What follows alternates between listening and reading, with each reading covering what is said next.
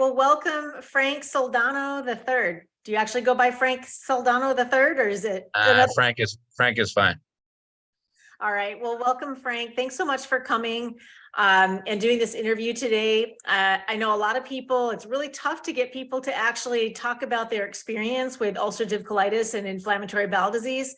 But you were kind enough to give us this time to talk a little bit about what you've been through and your experience. I think you've got a really interesting story, which is why I wanted to take the time with you today. So thank you. Thank you. Yeah, so why don't we start with before I met you. I know that when we first started working together, you had told me a little bit about your history and, actually told me a lot about your history, but Right. Why don't we start with letting people know kind of the history of your life with ulcerative colitis? Okay. I got diagnosed in the late 1999, early 2000. I was about 22 years old. So about 23 years ago, I got diagnosed. Had no idea what the disease was. Aside from GI doctors, nobody really knew what it was either, even like in the emergency rooms.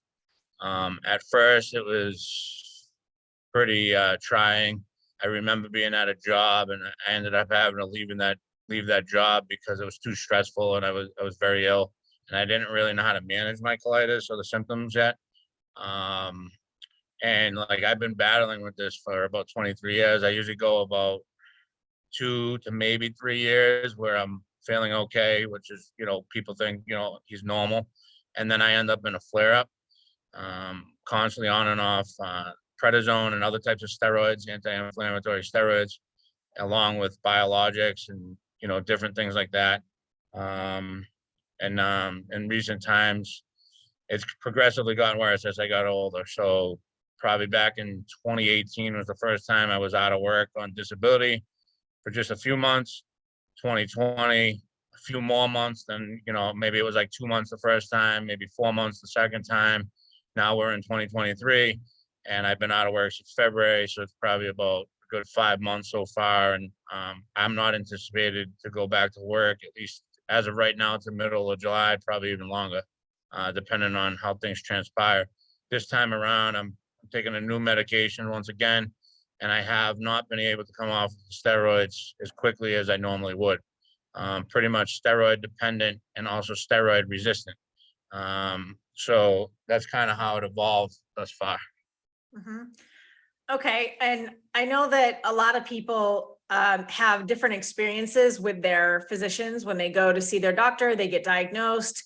Do you want to talk a little bit more about, what the offerings your doctors gave you to how to deal with this? Yeah, I mean, they hardly ask about diet, which is astonishing to me since it's the GI tract.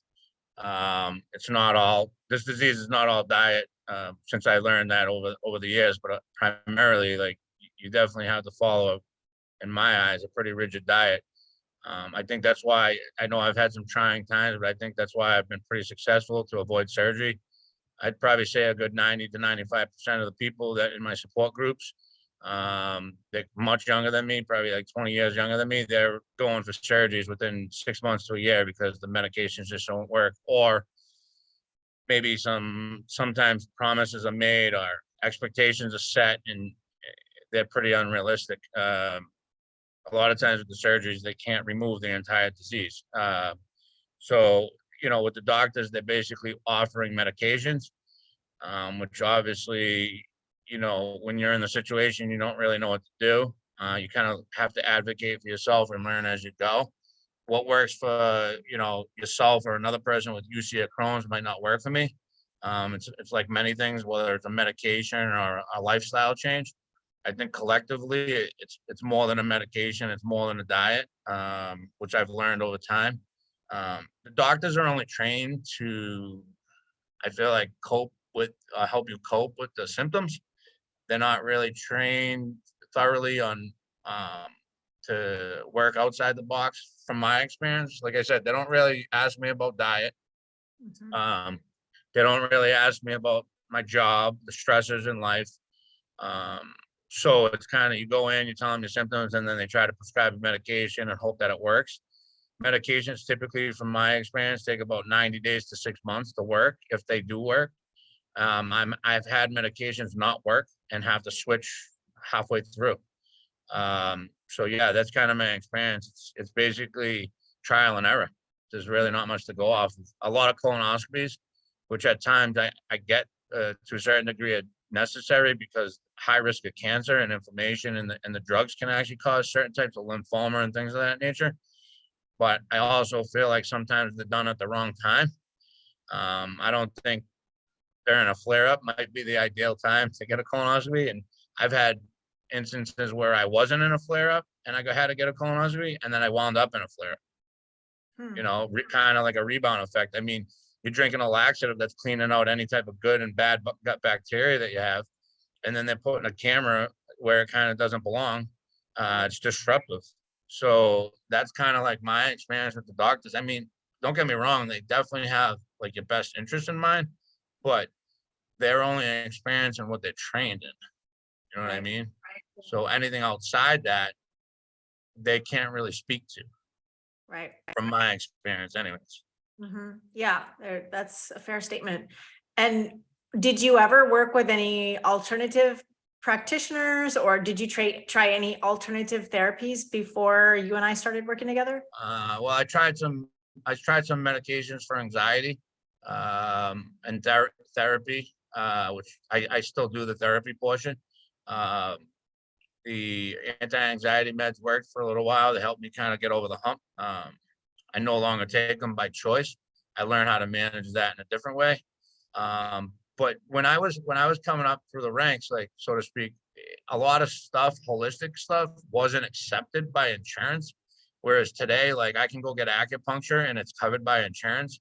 So when you're dealing with like high deductibles and high copays for these medications, it's a little difficult. Also, when you're out of work and you're on disability, say not getting your full pay, to go try holistic stuff. I've tried yoga, obviously meditation, things of that nature, but and they've set me up with a nutritionist, but I've had the nutritionist basically telling me I need more fiber in my diet. And at one point, I mean, when you're healthy enough, I guess it's a fair statement to a certain degree. You might need some, but to tell a patient with UC or Crohn's they need fiber when you cannot stop going to the bathroom and fiber kind of promotes bowel movements, I think that's contradictory. So yeah, I have tried some stuff, and then honestly, I kind of ignored it because I tend to at this point go against the grain, and whatever I do that goes against the grain seems to work better than what they recommend, and that's just by trial and error. So yeah, I mean, I have tried different things, but nothing's worked like some of the stuff that I'm utilizing now. Mhm. How did this illness impact your life? I know you said it's 23 years now that you had Yes, it. yes. Talk about what does that do to a person's life? How does that affect you? Well, primarily, your self-esteem, and sometimes you get feel a little worthless when you're not going to work, or you can't participate in family events or go to a lot of family gatherings revolve around food and dinner or celebrations, maybe a birthday, food restrictions, always having to worry about where a restroom is, even if you travel, like which places are going to let you use a restroom too. A lot of places won't let you. um, so you kind of have to be near a restroom. It limits your activities. It will definitely limit your social life. It limits your productivity at work. You know, what I consider like success. Like, so if you go to work, you work at the same company 9 years, hopefully you get a couple promotions along the way.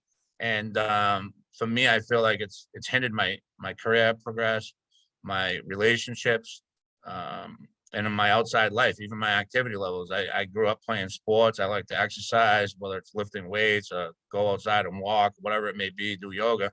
And it limits all that, and you kind of chain to a close vicinity to a restroom. So it definitely has a huge impact. And then with that, a lot of anxiety and depression sets in. It's just a natural occurrence. I don't know. And you're trying to fix something that you really have no control of. You can take certain steps to improve it, but realistically your body needs time, and you don't know how long it's going to take. It's like there's no time limit. It's not like, oh, you have strep throat, here's a Z pack of antibiotics in 7 days, you're good, right? You know what I mean? You're kind of cured. It's not like that. This disease is far from that. Even doctors can't predict how long it's going to take. Yeah, that's true. I've seen people, do it very fast and some take a long time, but yeah, it's different for everybody. I think this is a very individualized type of illness because it's dependent on your lifestyle, which we're going to talk about, what you Right. eat, what else. There's so many other factors that I think that's why everyone has such a different experience with it.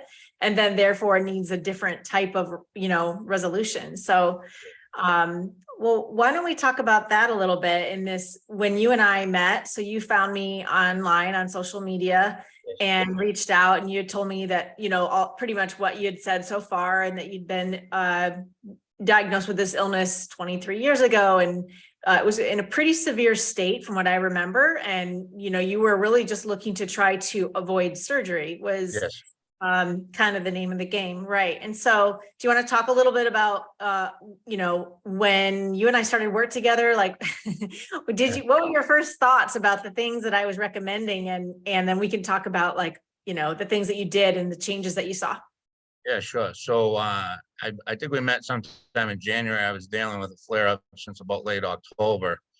Wasn't at that point severe enough to keep me out of work. I was maintaining, I guess you'd say, like existing.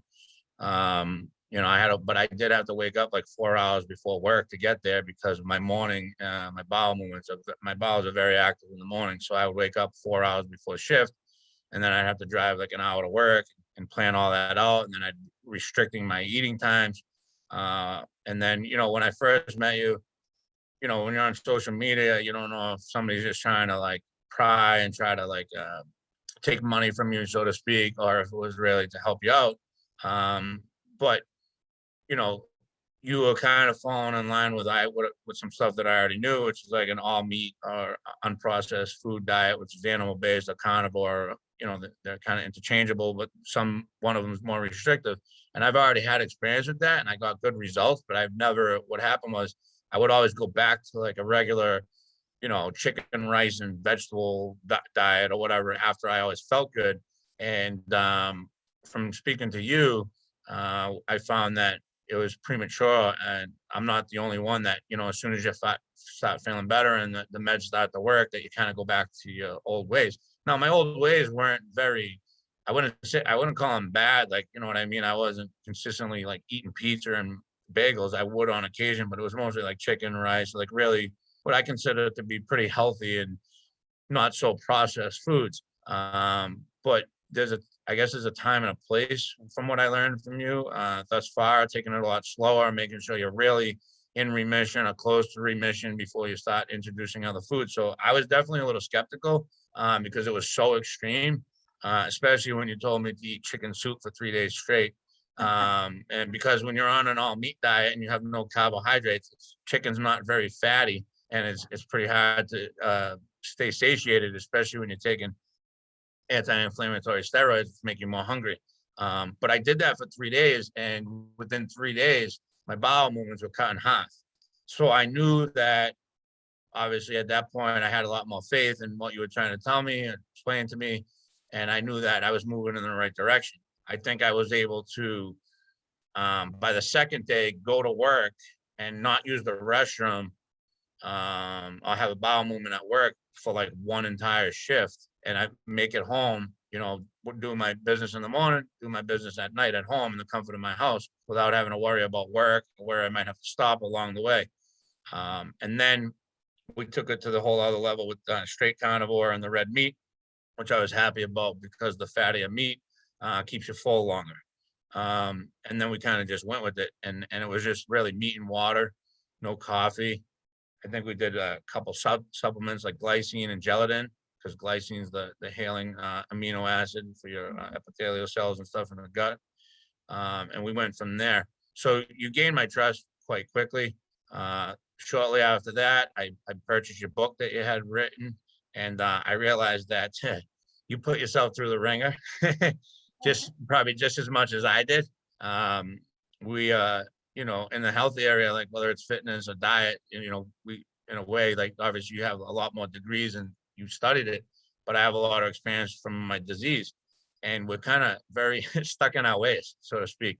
So once I read your book, I was like, okay, so she definitely changed her ways from being like a vegetarian or whatever into this all meat diet. So, and at that point, I had the trust in you and faith in the process, especially after the chicken soup experience, and then it kind of just took off from there. Yeah, I think a lot of people, this is why I wanted you to come on and talk about your experience, because I can't tell you the number of people that they just take the advice that there's nothing you can do about it and just take the medication and hope it works. And I just think that it's so unfortunate that people settle for that, because clearly, as you're learning, there's a lot you can do. And I really do believe, as I've said to you from the very, very beginning, I do believe the body will heal if you give it the right conditions. So I know that the diet was a big piece of it. And then we started to work into some other areas that I know are a little bit out of the box and kind of interesting. And but you were great about it. You were very open and totally open-minded. And I do feel like leading with food is easier because people are comfortable with it, and it doesn't seem so far-fetched as some of the other things that we did. But do you want to talk about some of the other introductions? Yeah, sure. I mean, I kind of made a list knowing that we were coming in today, but so yeah, a lot of the stuff that you told me was unorthodox, but I also did not have the background knowledge of it in regards to LED lights and blue light stimulation and computer screens and TV screens and the air that I'm breathing, and not opening a window because I live in the Northeast corridor where it's cold and gloomy all year round, and the water that I was drinking. So that type of stuff, I immediately adapted to. So I got a couple air purifier filters for my apartment. I got a water filter for my sink, as well as one for my ice maker. And then I got some blue light blocking clip-ons for my regular glasses that I wear. And then eventually I branched out and got more amber colored ones to block out more blue light, which I also added into some red light. I changed a couple lamps out into red light bulbs. So after sunset, I utilize those or candles. I also have some infrared lights that I use for my mitochondria, and I do some grounding along with my meditation on a daily basis. That So light, those are the main. Go ahead. yeah, the light situation. Can we go back to that for a second? Do you want to, Sure. because I know you made a pretty big change with your sleep. You want to talk a little bit about what your sleep was like before? And then Yeah. what? So I mean, yeah. So par for the course when you're on anti-inflammatory steroids, corticosteroids, it's fight or flight response. So you're pretty stimulated. At this stage of the game, I take a pretty high dose of the anti-inflammatory steroids, so they tend to keep you awake as it is. So I might have been asleep along with my very active stomach or bowels keeping me up and waking me up to use the restroom in the middle of the night. I probably went from 4 or 5 hours of sleep to probably 6, 7, 8 within about a week to a week and a half. Now, don't get me wrong, the sleep was broken. I would wake up a few times, but it was much better. I started to have vivid dreams, which means I was definitely hitting my REM cycles. So with that, I was able to probably heal. And I think in the matter of about a week, I did not have to wake up in the middle of the night to move my bowels, which was huge because the more sleep I get, the better I'm going to heal based on, melatonin release in the gut and all that you have taught me. So the red light with the blue blocking glasses drowns out the blue light, which tends to stimulate us after dark, and that will keep us up. So once I started to remove that, especially the TV, how much television I was watching, my sleep improved immensely, and then my health improved immensely. And also, I would say my anxiety within the matter of 2 weeks dropped substantially. Yeah. You'd made a lot of changes. I love the mention of the light, and that really affects the sleep, and the sleep affects healing. So that's all really amazing. I'm so glad you got such good results. What other lifestyle, let's talk about some of these changes in your day-to-day habits. The other one that I did was I opened the windows more often on my sliding door. I get outside as much as possible, to do my earthing and grounding outside. If the weather doesn't permit, I do it inside. I have a grounding mat, which is still, controversial, I guess you would say, whether or not it really works. I think it works. I tend to, if I put my feet on it, my feet tend to warm up pretty quickly. So I don't know if that's an improvement of circulation, but I also do it with my infrared light on. And when I meditate with my shirt off, so it's hitting my gut. And I tend to go outside in the Northeast. It's summertime here, so there's a lot of sunlight. The days are longer. I try to go outside as much as possible. Typically not within the hours of 10 and 2, where the sun is more harsh. I have to be safe with the immunosuppressants. They can, you can, I don't want to scare people, but they're known to, you can get skin cancer because your immune system's in your part of your skin.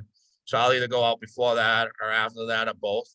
At least try 15 to a half an hour a day. I'm also trying to walk outside and get some exercise. Now I've expanded substantially because my health has improved.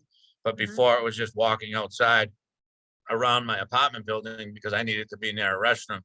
But all of that helped my gut health. It slowed down my bowel movements. Probably cut them in half from say like 7 to like 4 a day. And I'm still improving on a daily basis. The mornings are still the busiest for me as far as that. I think that's just my body, my clock.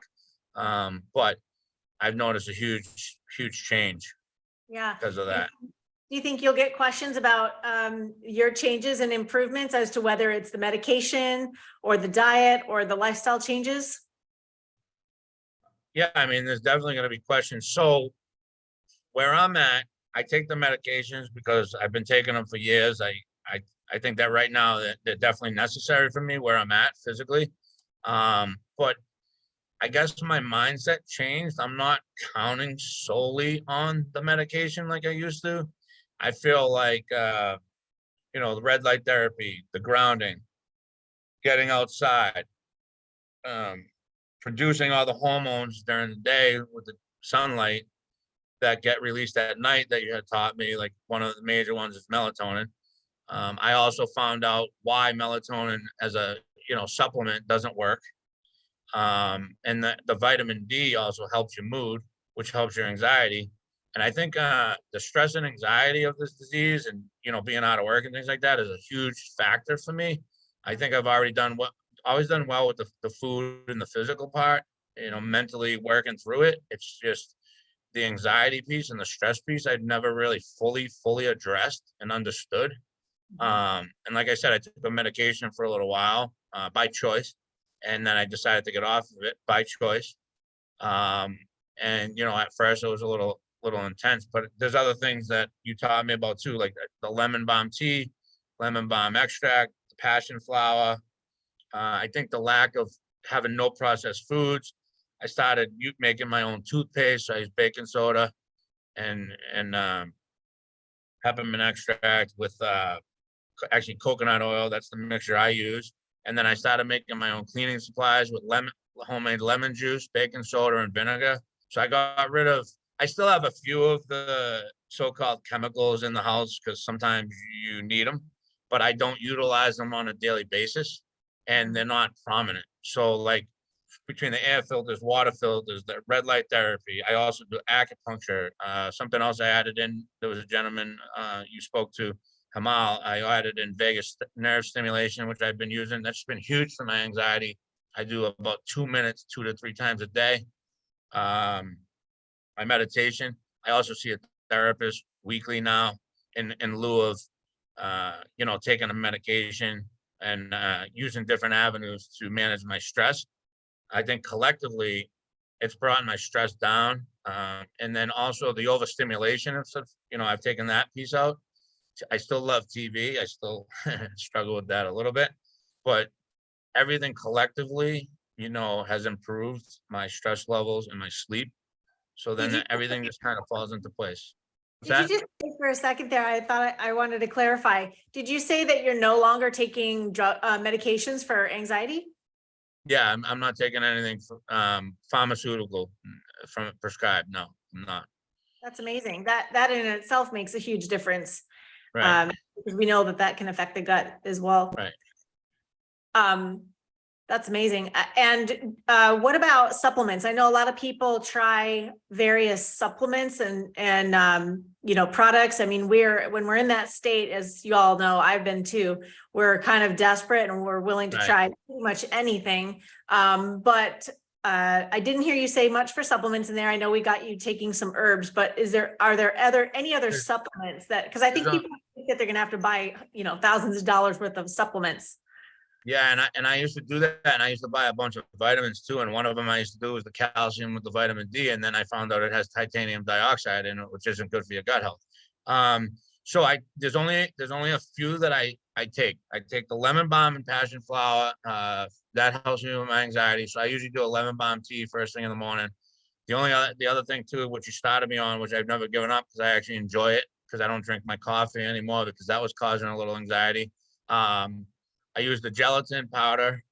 I make like a hot beverage in the morning. First thing I have that with a glycine powder and just the L-glutamine, and that's all that I take as far as supplements. But the L-glutamine I've been taking for years, and I know it helps with IBS and IBD. It's proven.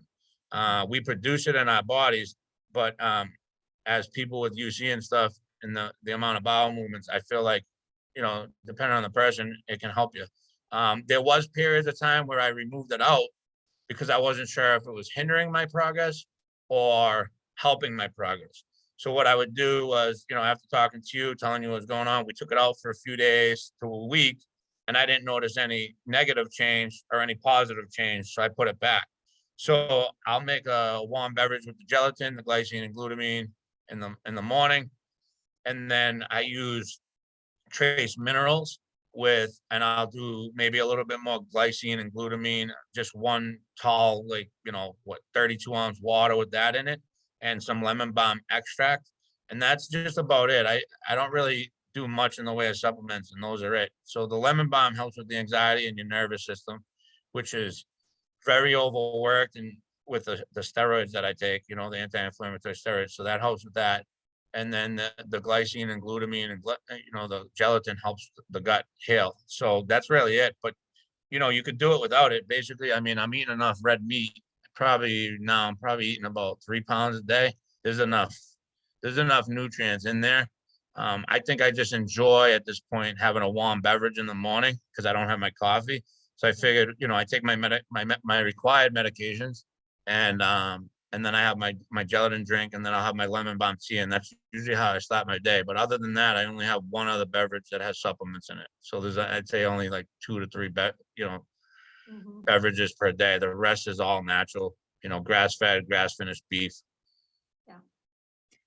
Well, how would you compare your situation, meaning your life, your symptoms, everything from, say, a year ago to today? Well, I mean, this time around, you know, usually when you're taking these corticosteroids, I like to say you blow up like a wood tech. You get really bloated and puffy face and this and that. So this time I mean, obviously you lose a little weight because your body's overactive, but I'm like at a stable weight and a healthy weight. And as far as like, you know, I'm a guy that likes to exercise. I was able to maintain a good amount of muscle. And I'm not bloated, and my gut is not distended this time around. Whereas, you know, if I followed recommendations, the whole UC, IBS, IBD, Crohn's diet, they'd have me eating bananas and rice and other things that are processed. And what we're doing is going definitely against the grain. Like if I told my doctor I ate 3 pounds of meat a day, he'd be worried about colon cancer. You know what I mean? Because that's just what they're taught, and I don't believe that anymore, because if I look a certain way and I feel a certain way, then it's proof that it's working. I'm not even talking about the scale. I'm just talking about no distension in my gut, no gas, no bloat, no cramps. Granted, yeah, I was in the restroom at one point 20 times a day, but there was no real cramps. I wasn't killed over in pain where I thought I was gonna fall off the toilet. Like, you know, it's apples and oranges at this point, you know. You're not And 20 also, anymore, are you? no, maybe four on a No. good day. But that's like, I'd say average is 2, because some days it's less, some days it's more. You know what I mean? Right. Um, 20 to 2, and that's good. yeah, absolutely. And I'm still taking a fair amount of medications at the current moment. This time around, I don't know if it was a post-COVID thing or an insurance thing or whatever. It seems a little bit more difficult to get medications approved and then get them to you in a timely manner. Typically, when they switch my meds, I'm usually already on a steroid, and then you start the new med, and for about 60 to 90 days, and then you start your steroid taper. In this instance, it took a month and a half for me to get approved for my new medication, and I was already coming off the steroids. So by the time I took the medication, there was no overlap. And this is just my experience, the way things have worked for me over the years. So almost immediately, with 2 days in, I had to go back on a steroid to stop the bleeding. But the diet and everything I've been doing, from the meditation, the red light therapy, going outside, the grounding, acupuncture, vagus nerve stimulation, all that has definitely improved the amount of symptoms and the way I feel. I don't have as much joint pain. My sleep is better. So collectively, I'm in a better healing place. My body's in a better place to heal itself, and move forward and progress in a positive way, instead of feeling all bloated and sick all the time. What do you see for yourself in the months ahead? I mean, I'm hoping that I can get back to work. I'm That's another thing I have to look at, is my work. I do attend some support groups for the Crohn's and colitis, some local ones on Zoom. There's a fair amount of people that have made some career changes. That might be something that I need to do, just due to stress. Whether it's the distance I travel to get to work isn't far, but with traffic, it is. That's stressful, especially when mornings are busy for me. And as far as restroom trips, it can make me late, and then that's stressful trying to get to work and on time. And then the job itself can be a little stressful.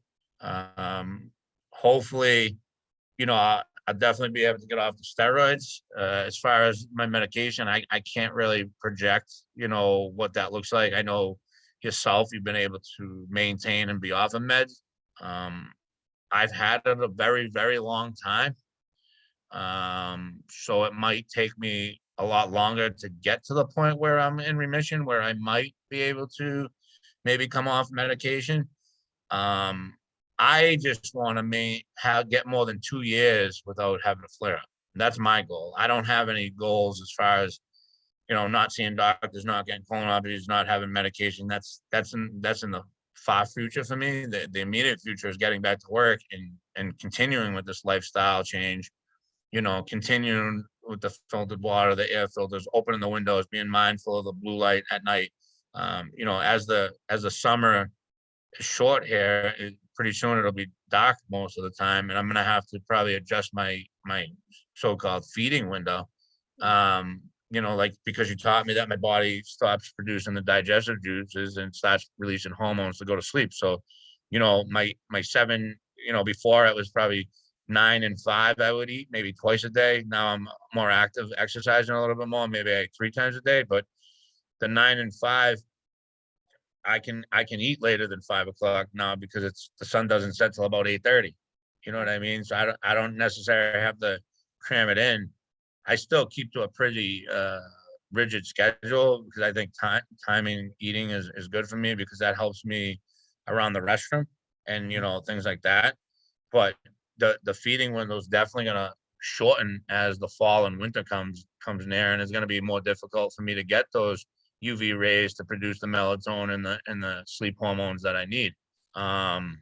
So that's where the infrared light will help me, and the indoor grounding will help me, as the weather changes and the daylight subsides. But I just, I don't really have any predictions. I'm just kind of running with it and continue doing what I'm doing, because I know it's working. And I don't consider myself medication reliant. It's something that I have to do because one of the things you have to do is to get better, but also it's required by insurance for me to be out of work. And if I told them I was doing acupuncture and grounding and doing infrared like therapy, they'd send me back to work tomorrow. So it's kind of like you're caught in between a rock and a hard place because you have to follow suit. Interesting. That's an interesting thing. I think a lot of us don't realize that piece of this. We've never talked about that before, but that's really interesting. Well, this is a great story, and I really love to hear the progression. I get to hear them a lot more, but a lot of times people don't really want to talk about it in public, and I get it, but it's something that others need to hear, that you can get better. What advice would you give to someone who's watching this that is like, maybe where you were a couple years ago? They're in bad shape, they're trying to get better, but they really are just relying on the medications and in that kind of place. What would you say to someone in that place right now? The first thing I would tell people is you have to advocate for yourself. Um, for 5 years now, my doctor's been trying to get me to go for surgery and do a J-pouch surgery. And I'm like, I don't want to do it. I don't see the point in taking out my large intestine. I don't have cancer. I don't have dysplasia. If I had those two things, I'd be okay. I'd do it tomorrow because it's life threatening. Um, utilize the doctors and medications as needed, but there's a lot more that you can be doing that's outside the box. I would definitely tell them to contact you and start working with you because you've walked the walk. You have a strong background, and you actually got diagnosed later in life, and you would be able to come out of it, what I consider to be pretty quickly. I mean, 1.5 to 2 years is pretty quick to put yourself in remission. And then, what's it, 6+ years now, I think you're in remission with no meds. That might not be the case for me or other people as far as medications. That's why I can't predict the future. But I definitely would advocate. And, I'm not saying the doctors have experience and they're there to help you, but I would talk to other people that have the disease before you take any extreme measures, because and also take it with a grain of salt, because my experience is going to be different than yours and different than the other person.